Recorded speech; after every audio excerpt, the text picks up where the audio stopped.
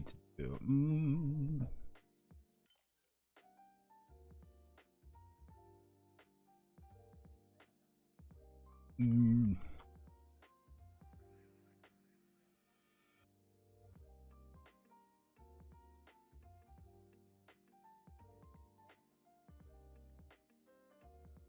Mm.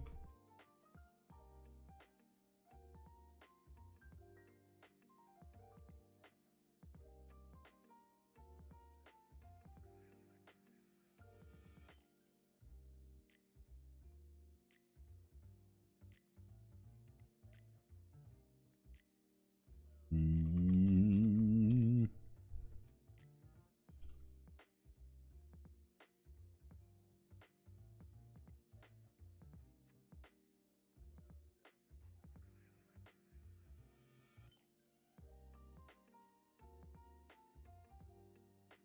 There we go.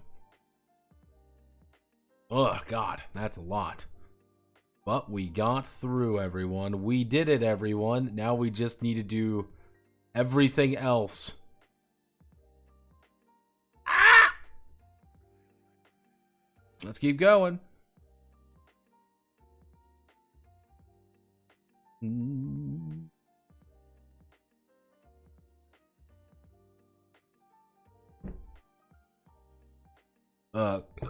Oh, God.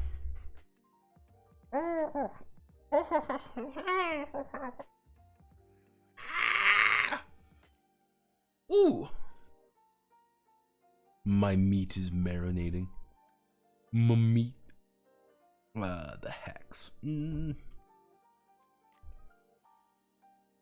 Mm. Mm. Mm. Mm.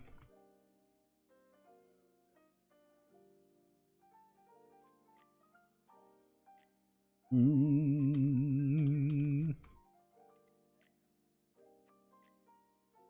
Mm.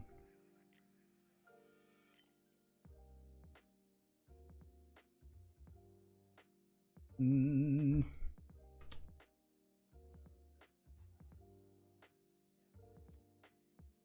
Mm.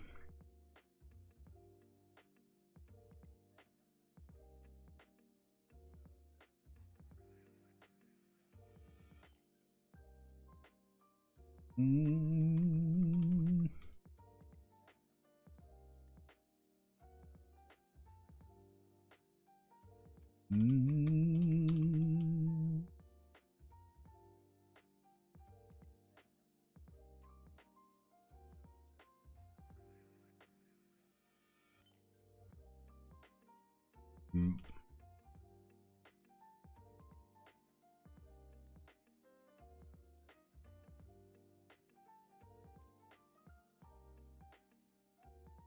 Mm. Mm.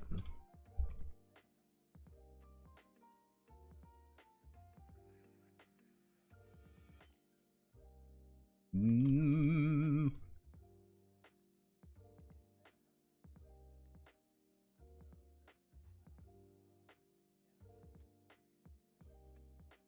Becoming ever more. They're becoming ever more important. Each hex has an. Mm.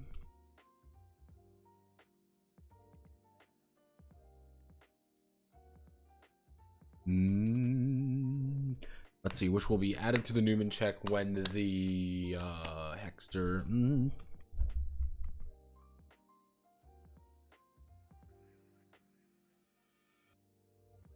Mm.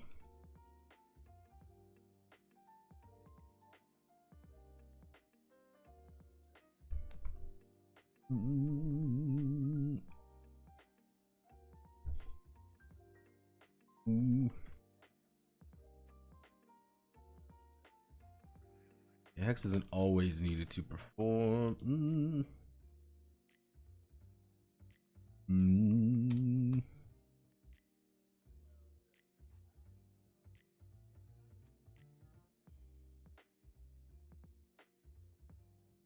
Mm.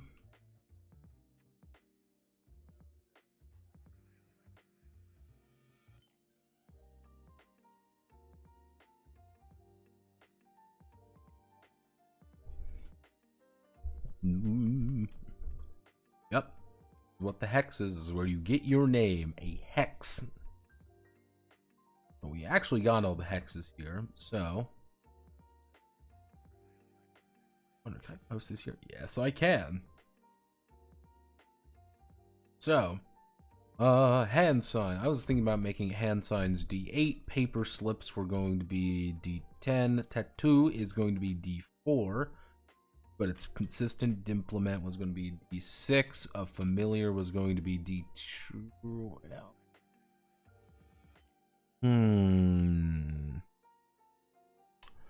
Why don't we make a familiar a D8? Hand signs D8, implement tattoo, alchemical works. An alchemical work is, we can make that D10 because it falls into the same concept of the paper slips, but the way of doing them are a little bit different. Rock Lee mode. I think I'm gonna make Rock Lee mode a side note, because the entire idea of Rock Lee mode is you're fully sealed. Your actual Numen affinities are sealed. You don't have access to any of them. On the other hand, all your Numen bullshit that you want to do for fortification or any of that stuff, you get an automatic like a D12. Actually, we can even make it, it'd be like a D14. Like, that is, Rock Lee mode is saying you turn off your Numen, you cannot use it anymore. On the other hand, you're very strong physically. Let's think. Let's think between all of us. What other bullshit magic abilities?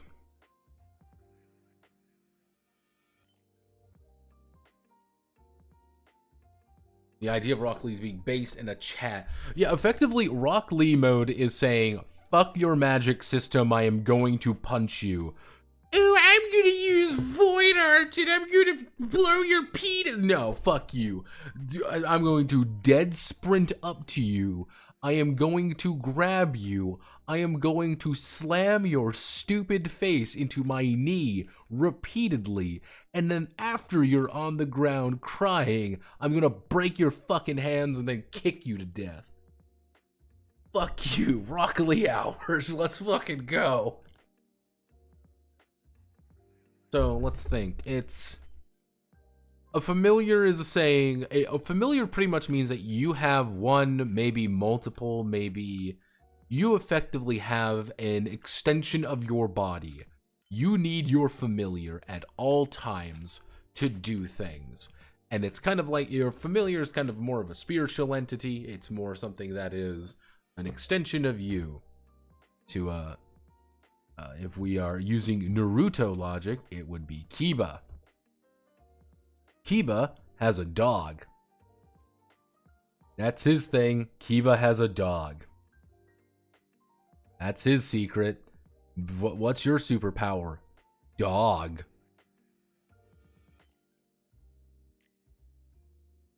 On the other hand, that's kind of like one kind of idea for it, but you also have God, JJK,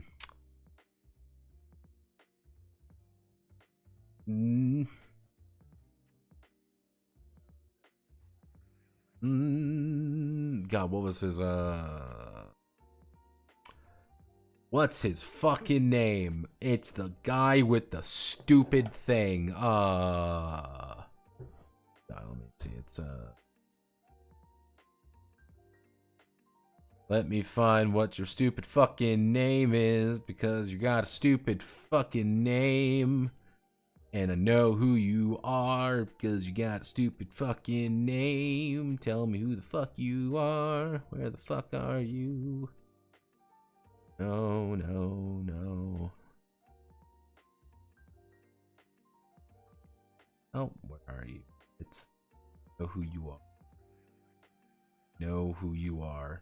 What is your super technique? Where is it? Where?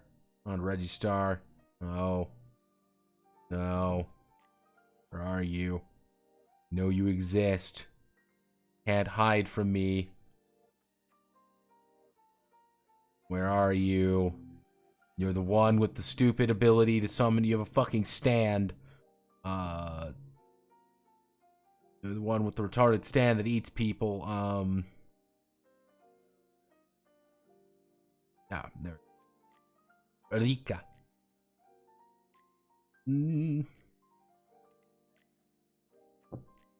Yeah, it's this guy's ability, which is who has effectively the soul of his friend with him. That's it.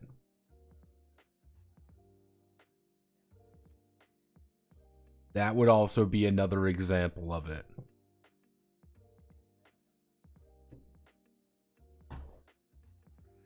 And that's another very good example. Yuki, also Megami Yuta. Rika and Yuta. Yuta's stupid broken junk. He feeds people to his dead GF and copies their powers. Yeah, it's kind of like, you could do that with a lot of different characters. Just the idea of, like, you rely on a familiar. And, like, yeah, Yuta uses his familiar. And that's his stupid power. Is that he has that. That is something he needs to use his hex for. But you can kind of make it, you want to do Megumi anyway, you can do that. That would be making a familiar, a familiar based one. Alternatively, you can make a couple variants of Megumi. Probably the easiest way to make Megumi would be you would probably be doing a conceptual. You'd be doing a conceptual one with Shikigami. Because you're making a conceptual Shikigami, you are, from there, you would be taking the familiar, or you take the hand signs. Because he does do a lot of hand signs. Once you do that, you just summon you summon multiple problems. Fuck you, no jutsu. I am going to summon issues. I am half tempted to, like, up here, put in, like, a summon. Like, add in a third option for, like, summon D8 as well, where you just summon where you summon things away. But the thing is, I was thinking, like, summon, like, how would you make summoning interesting for all of these? There's a couple options there. It's kind of like, we'll have to think on that one. But what are we thinking of? I'm getting pinged from someone. Who wants to be my friend? Who are you? I don't know who you are. I want to disable that. Hello, you. No mutual friends, one mutual server. Ignore. Go away, person. You're probably a gaslight gatekeep girl boss. God, what would be some other anime power activation techniques? I've got a familiar. I summon something to do something. I've got an implement. What does an implement mean? An implement means that I have a magic tool. I have a cursed weapon. I have a magic wand. I use my sword. I have magic rings. That's kind of the idea. It's just like, I have to keep something on. Good news, it's very easy to keep this thing. Bad news, it can be taken away from you.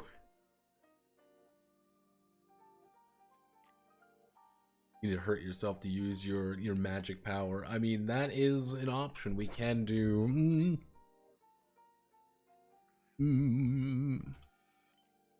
We can do power and misery.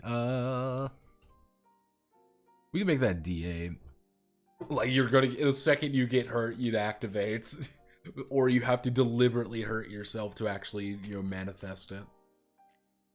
So, okay, that's easy. We got that one. Hand signs. Hand signs' main gimmick is that it makes, if you spend your core action, if you spend time doing your hand signs and everything, you get a free D8. That's it. That's the gimmick. You spend more time doing your technique. And it's like, oh, that seems like it's free.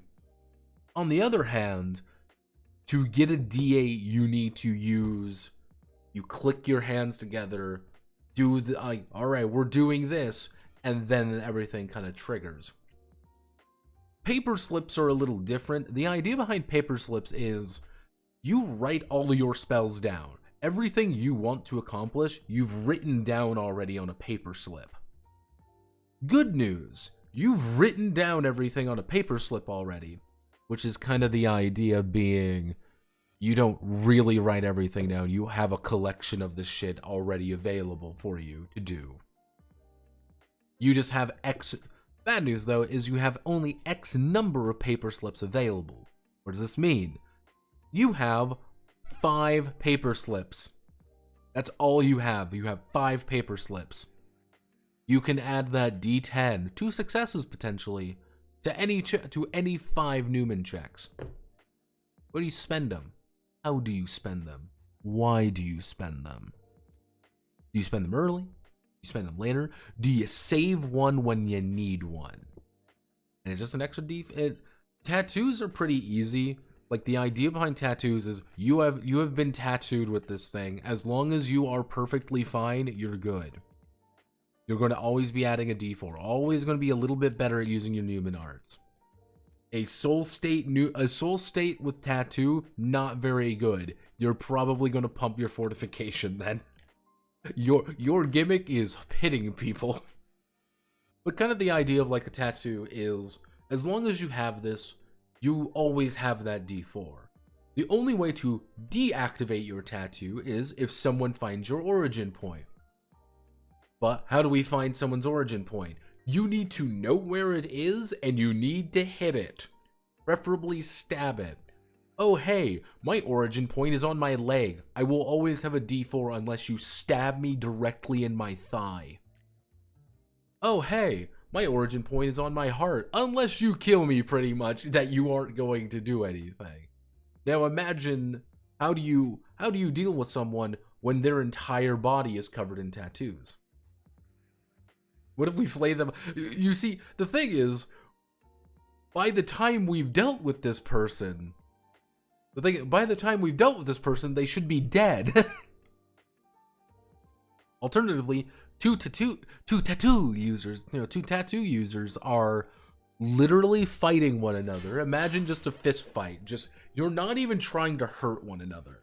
You're just trying to find one another's origin. Where's your tattoo? It's there. No, it's because there. You're not even trying to hit one another. Why the fucking bother? Oh, you're really preferring that? Oh, you want to hit that? If you literally tear it off, yeah, I would get rid of it. However, they could get a new one. That's the secret. They can get a new one. Alchemical works work in the same way as paper slips, but the way of doing it's a little different.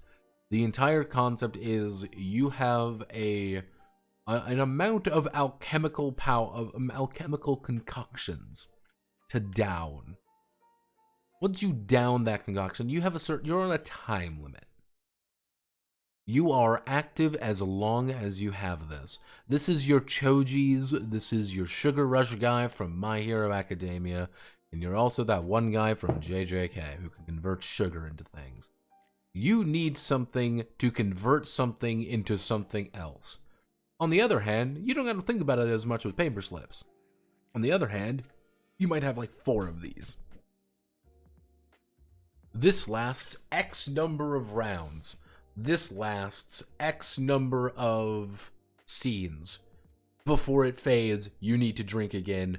How do I get more? You have to... Oh, that guy's way more stupid. He converts cursed energy to sugar. But it's the same kind of idea. You know, it's like, I need to intake something to do something else. His superpower is making pudding. Is it good pudding, though? Like, it's going to be good pudding. Power and misery kind of say, as long as you are injured, you are getting that extra D8. Again, Rock Lee mode is saying, fuck you, superpowers. I have my fists. What are we thinking? I would like to have a D12 somewhere in here, but I don't know what to put in for the D12. Oh, goodness.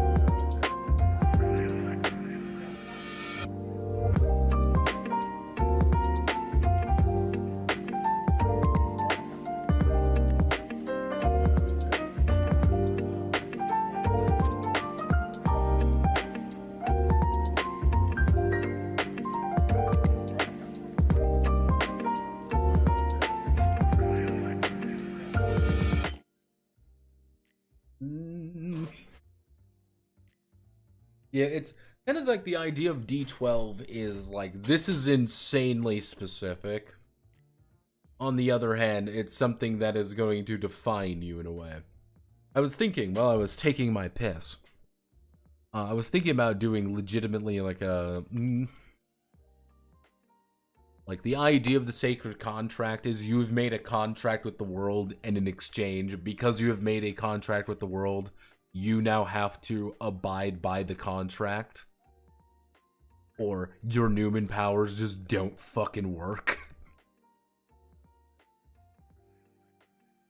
Like, oh yeah, I can only use my Numen powers during the day. Doesn't seem very bad. But what defines a day? Like, oh, I can only use my, okay, I can only use my Numen powers at this specific, it's a hard yes or no.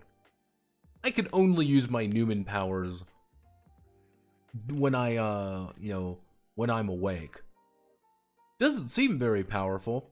Till you realize there are people who can invade your fucking dreams. You don't have any Numen powers to fight them in your dreams then. You're just a dude. You can't protect yourself naturally. Nope, you're just a dude. It's things like that. I was thinking about doing that, but I'm like, how do we make that work properly? Like, that's a big, like, any ideas? I'm thinking for anything. I'm fishing for concepts. Let's look at John Jujutsu Kaisen.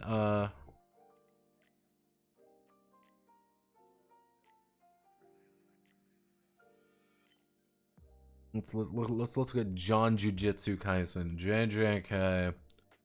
Tell me more about Jujutsu sorcerers and their ability to do not fight cursed spirits, cursed energy. Let me learn. Let's learn, everybody.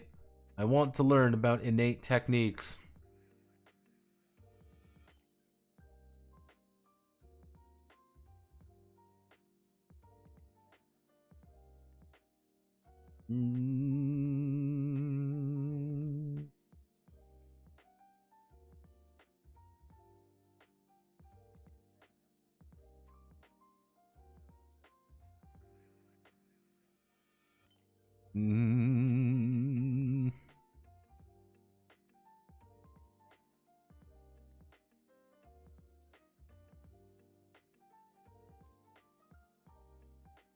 This one obviously is kind of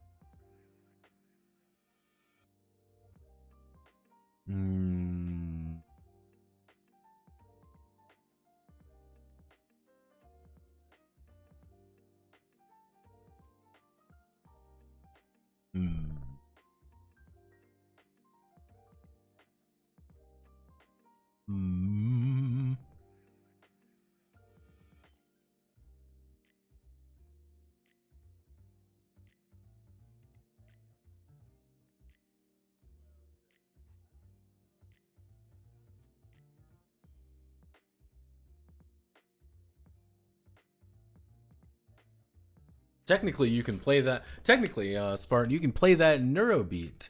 Except invading people's dreams nicely, you just act like a jackass and invade their dreams and shoot their fond memories of their dog. Because you're playing the Dream ATF. Let's see. End contracts. I mean, that can't help. Can't hurt to,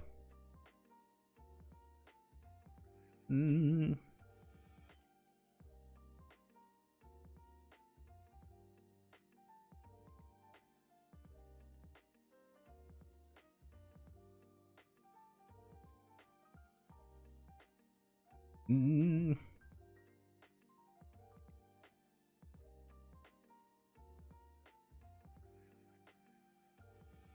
Mm.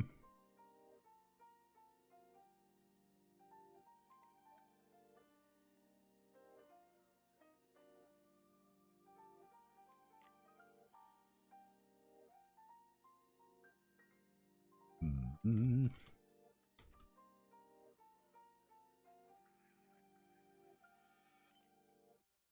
Mm.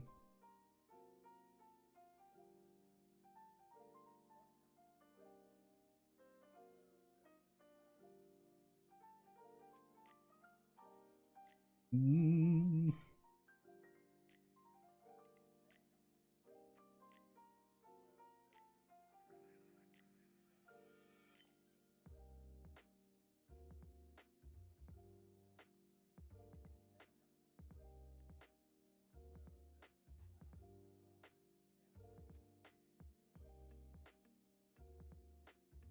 Mm.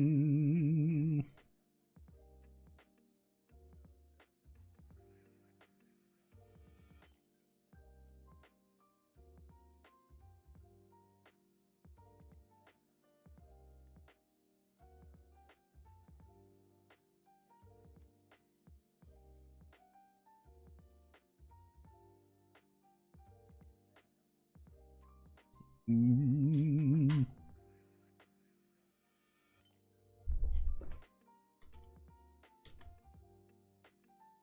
Mm.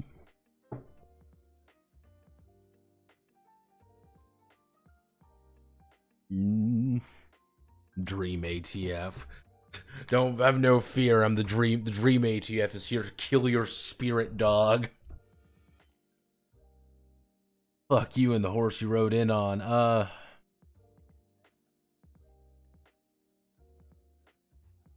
Oh goodness. Oh no. Oh no. Let's see. Okay. Yeah, we can make this. No, we can make this. Mm.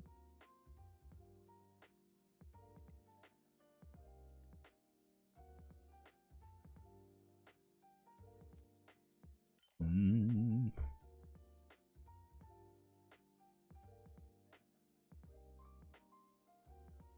Mm.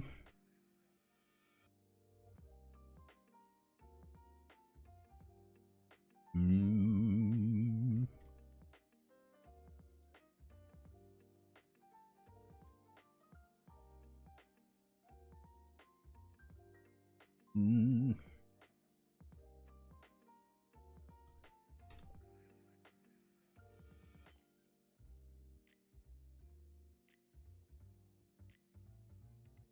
Mm. There we go. So we want to do our first one, which is the alchemy. Mm. Mm. Mm.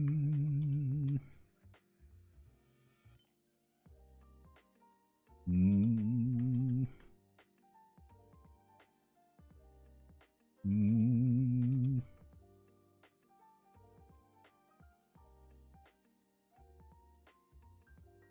Mm.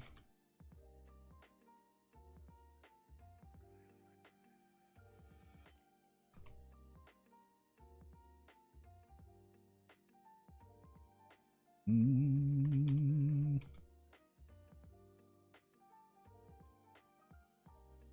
Mm.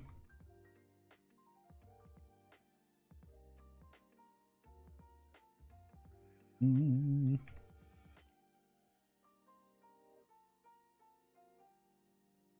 Mm.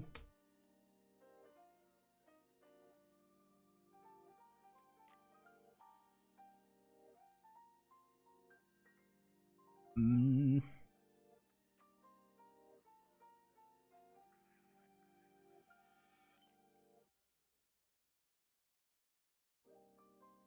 Let's see. Off the brothers amazing is personal or passed down through the family, but the Hexter needs the hit to keep going. Mm. Mm.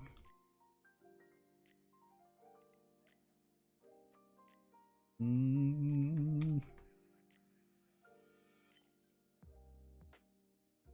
Mm. Mm. Mm.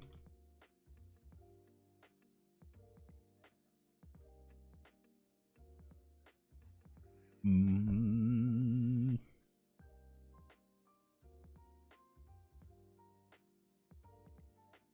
Mm.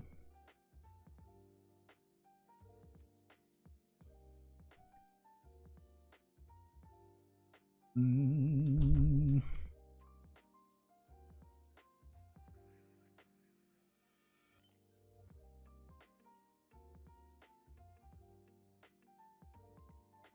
Mm. Mm.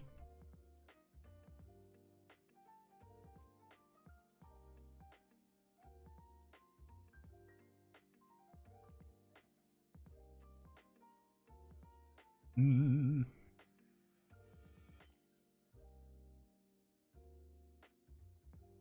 Mm.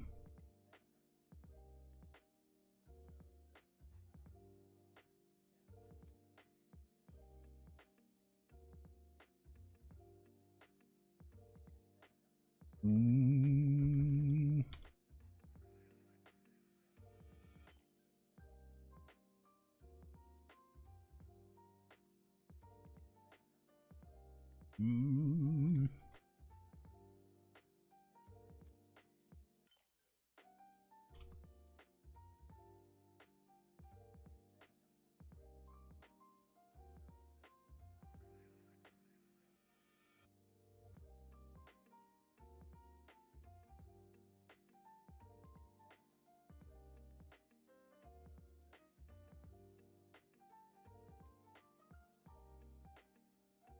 Mm.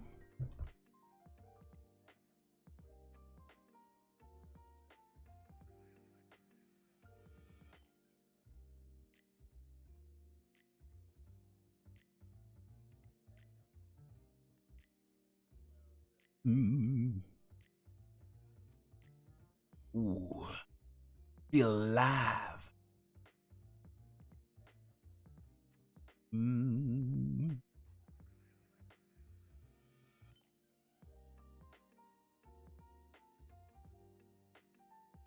Kind of the idea with like the alchemical work is like you are an addict, effectively. That's how you're playing it. You are an addict. You need to keep thinking about when you're gonna get your next hit, and like you can get through it, but you don't feel good doing it. So if you do take a hit, you gotta think, where am I gonna get it? And then you have that weird situation when you only have one. We really need it, right? So maybe I'll down it now.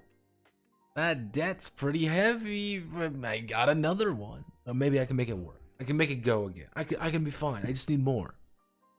That's kind of the idea with the alchemical work, is like you always need more. You always need just another way.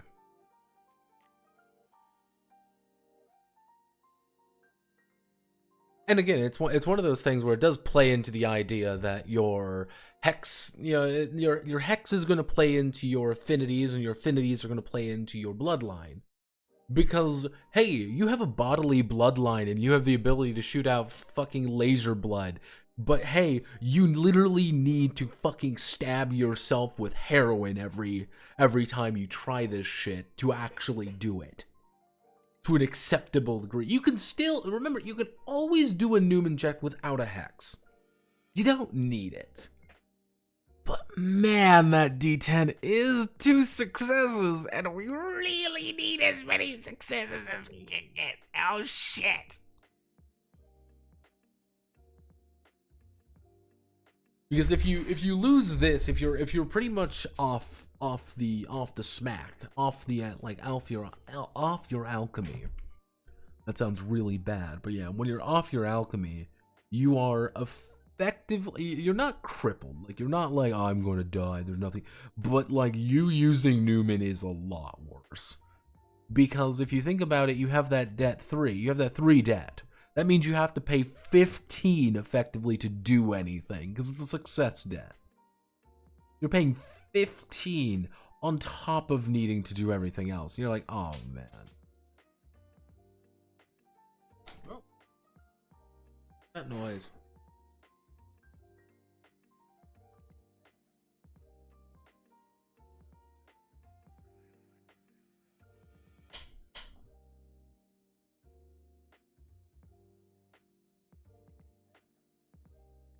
Heard a weird noise there, and that worries me. I don't like weird noises in my room. Let's do food.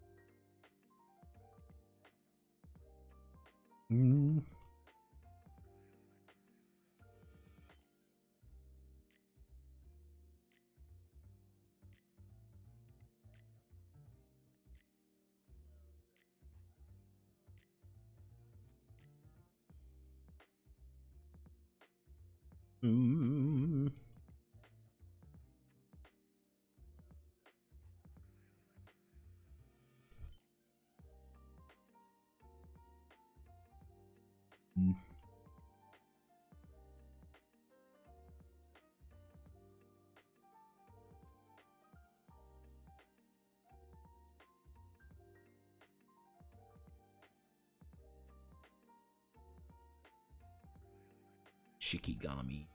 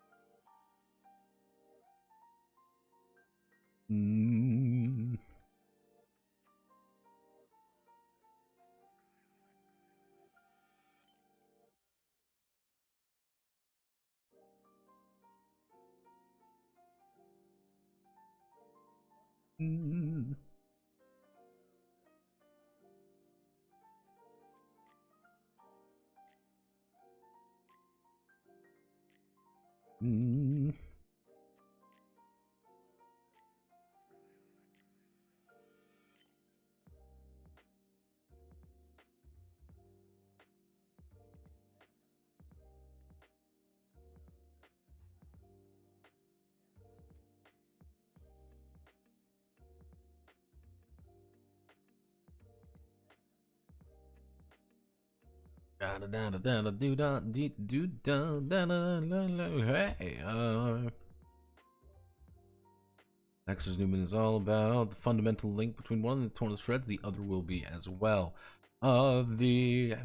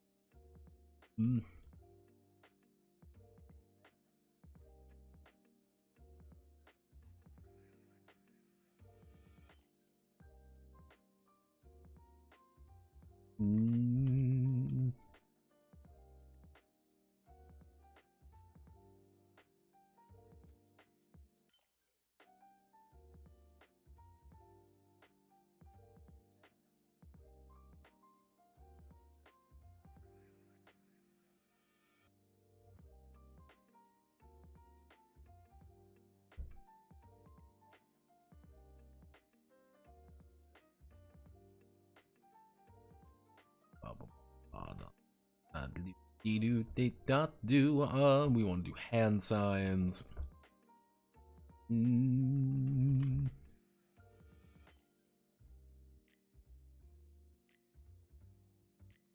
Mm.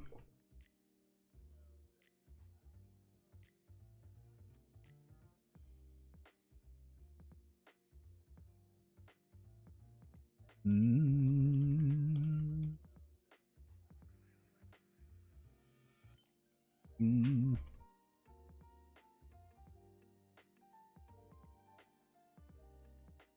Mm.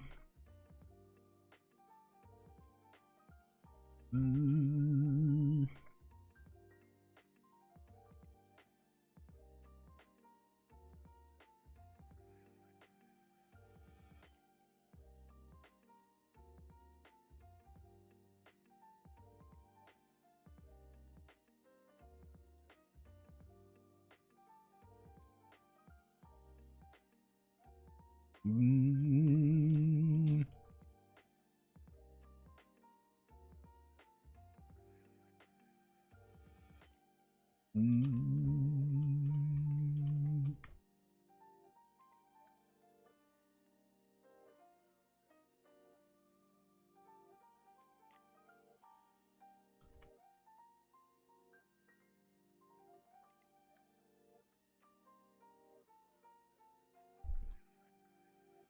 Mm. I'm going to do this because what I plan on doing with the actions is you will always have a core action. You have one core action, and then when you roll for your initiative, effectively you can say, I want to have X amount of precision, which is my initiative, and I want to have Y number of like these sub actions effectively.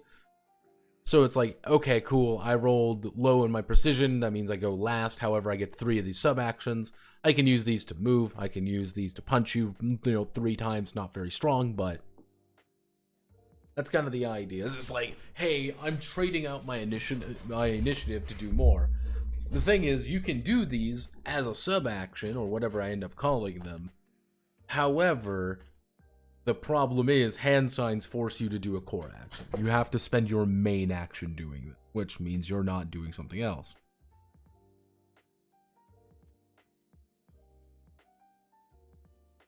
One Shikigami, isn't it? Not sure what though, to be fair. Yeah, I don't fucking know. I'm like, Shikigami sound right. I mean, Shikigami at the end of the day, like, let me think, like, Hmm.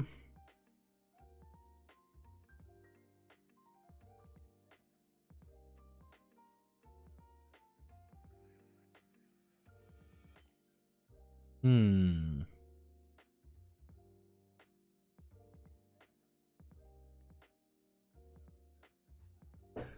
Hmm.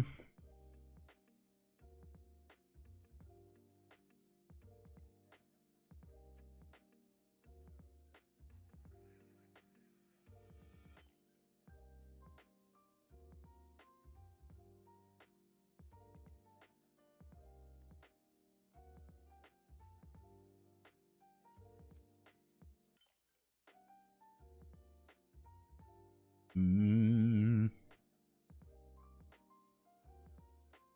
Hmm.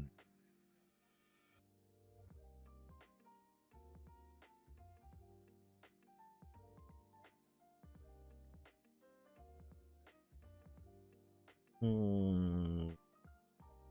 Feels like there's a term I'm missing. Like,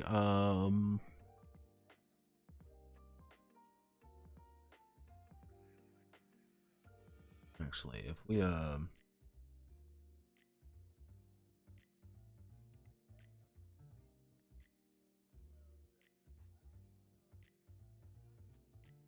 mm,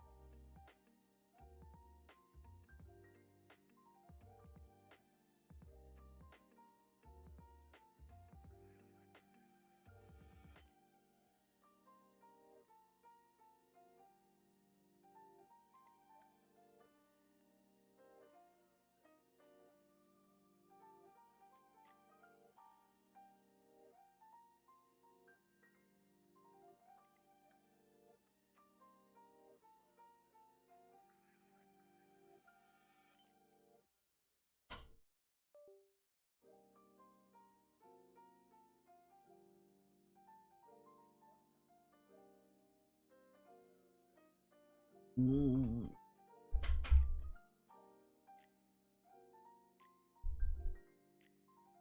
Mm.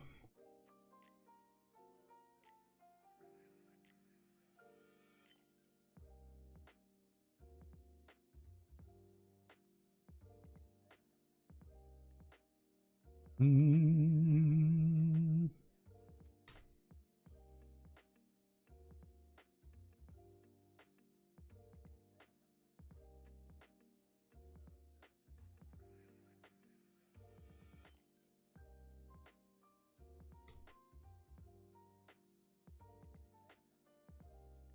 Yeah, or worse.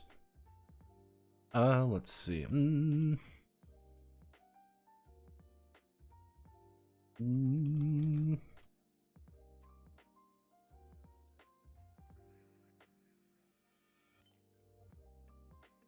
Mm.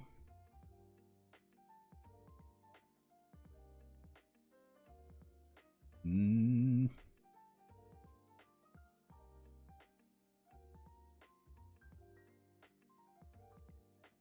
Mm.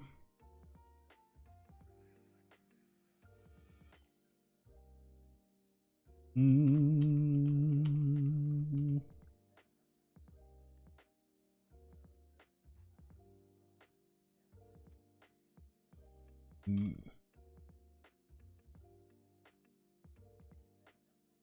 Mm. Mm.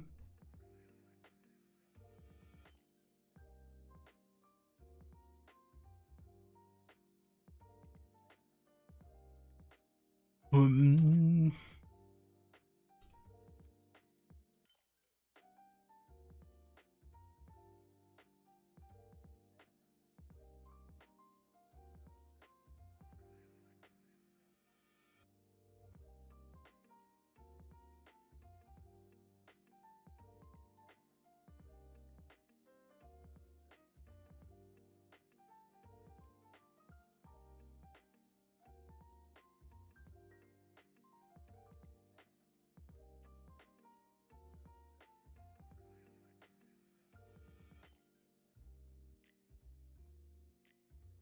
There we go. We don't do. Then we make a lunatic contract. Now's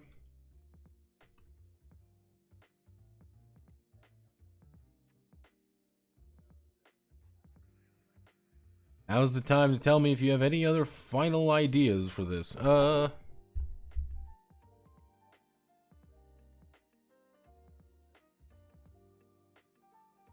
Mm. Ah.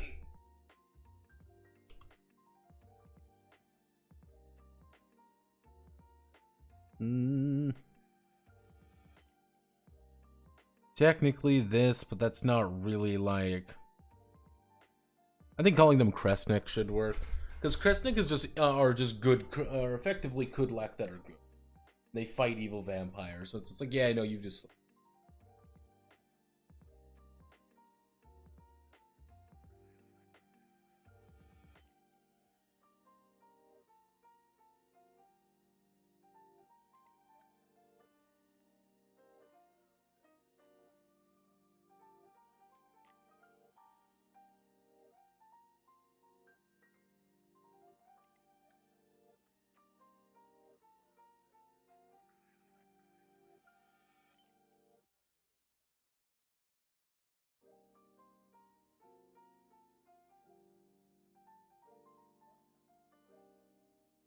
My mom's getting confused about Suicide Squad.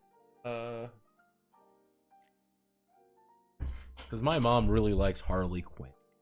Very sad about that. Because every day I wake up. Let's see. So, mm, mm, mm.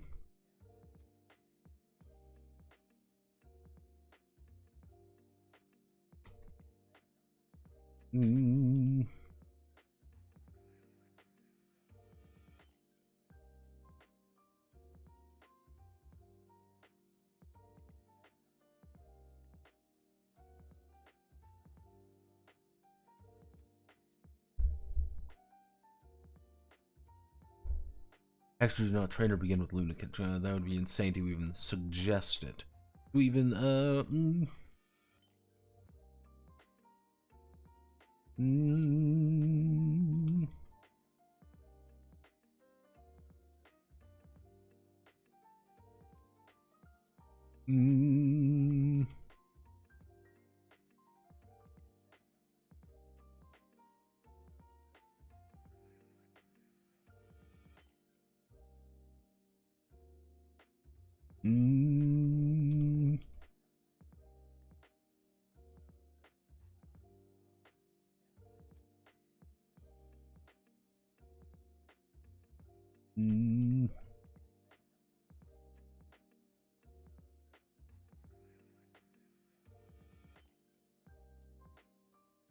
see. Fear is the pen and blood is the ink in which a lunatic.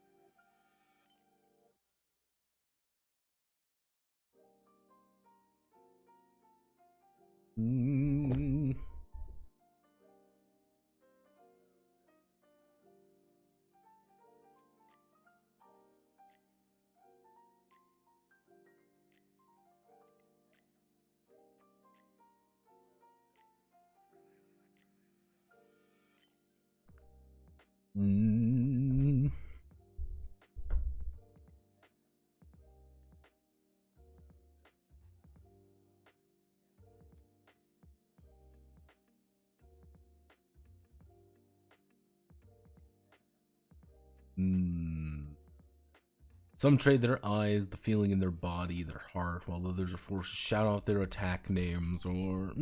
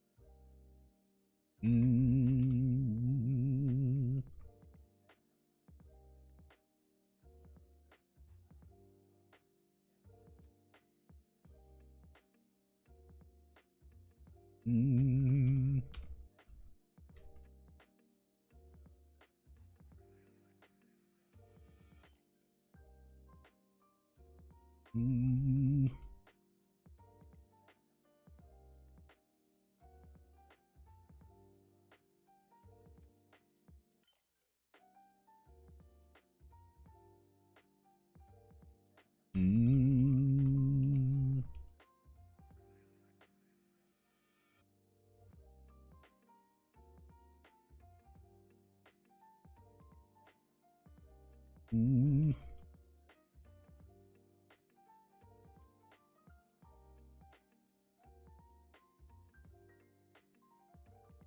Dexter's grisly death.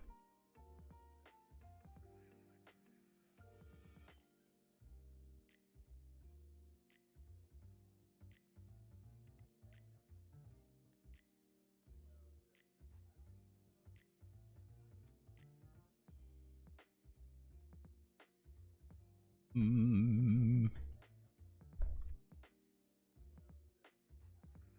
Mm. Mm.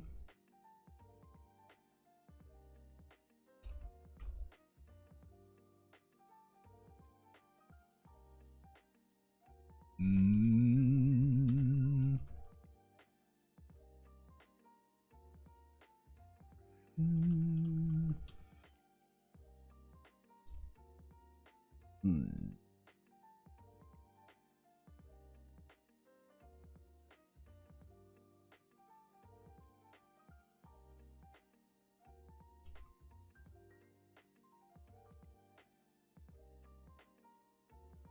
Mm. Mm.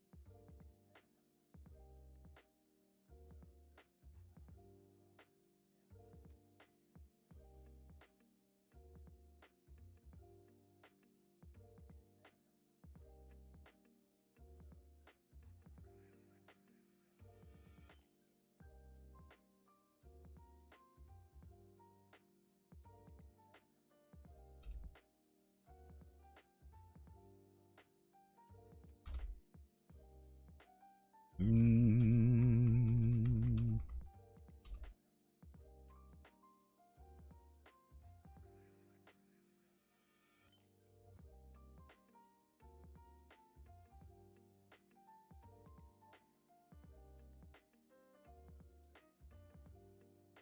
Mm.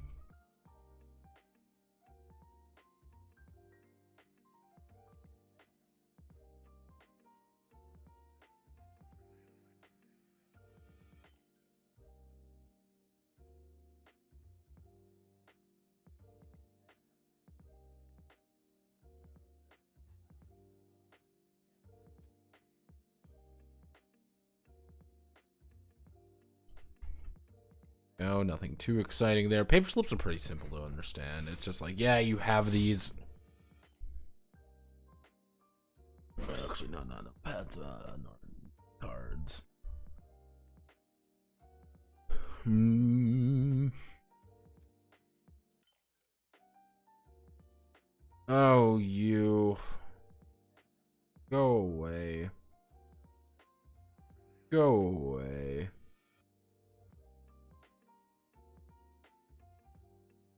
Be gone!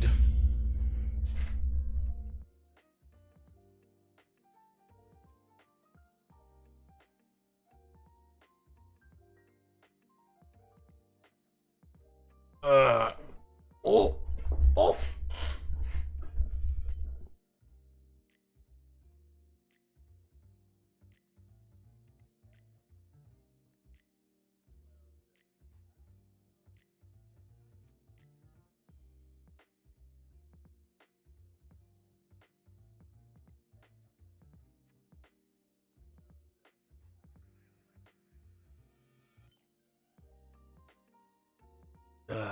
Gosh. Let's see. We want to do paper slips. We need to do our final two. Final two, which would be the. I'm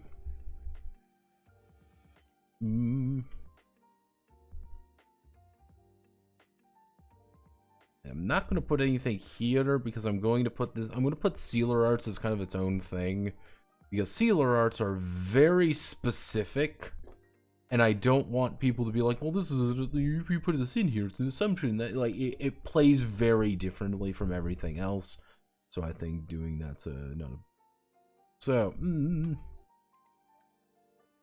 I'm going to protect the player from themselves, because players are stupid. Let's see, let's see. One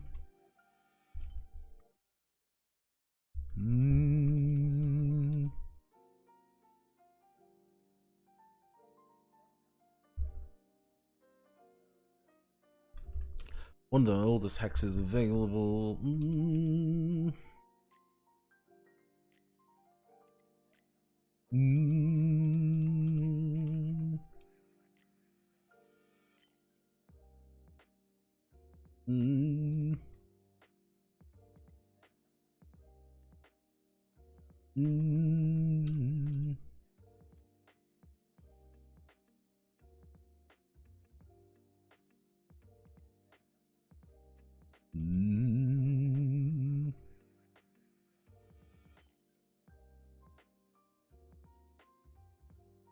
Twist?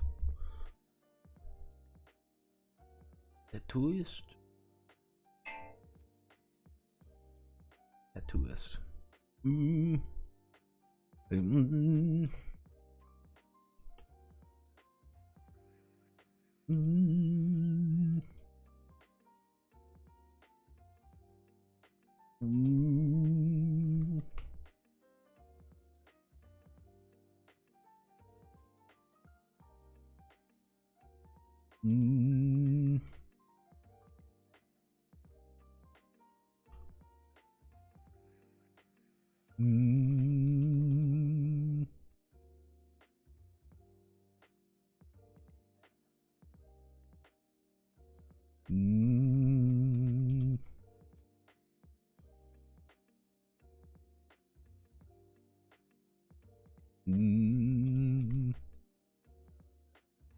Of the second grade, or let's see, younger hexers and veteran.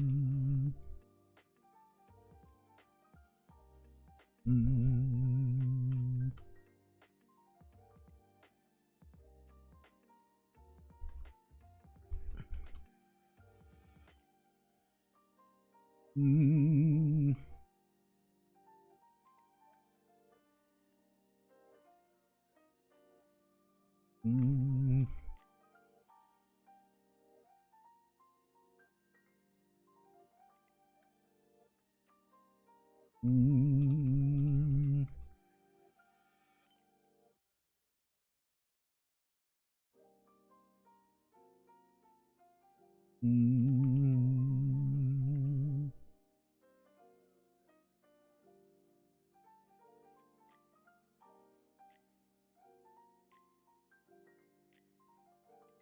Mm.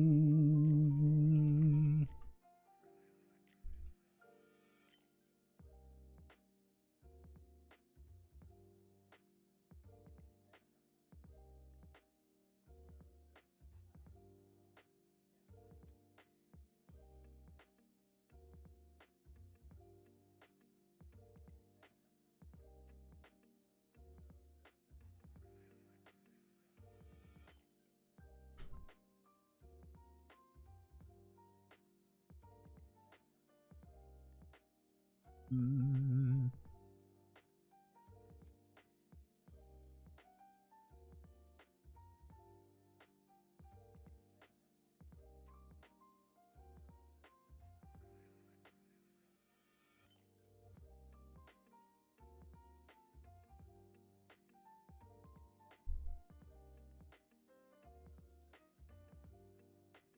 And we put Rock Lee mode, which is we don't actually add here. Technically delete the column. However, we move this here. We put a side note text box here. Then Sealer Arts. All right. Okay. Holy shit! Another one. Fuck me, dude. Good God. Go away, all of you. All right. I'm gonna call it here because I'm fucking tired. I've been streaming for about 4 hours now. We made a lot of good work. We literally just have to do, really all we need to do is the application to finish this up, and I can probably do that tonight. I'm just getting kind of tired, so I don't want to keep talking because you're just gonna hear more humming and me being very, very tired because I'm eepy. I'm an eepy boy right now. So I'm gonna call it here.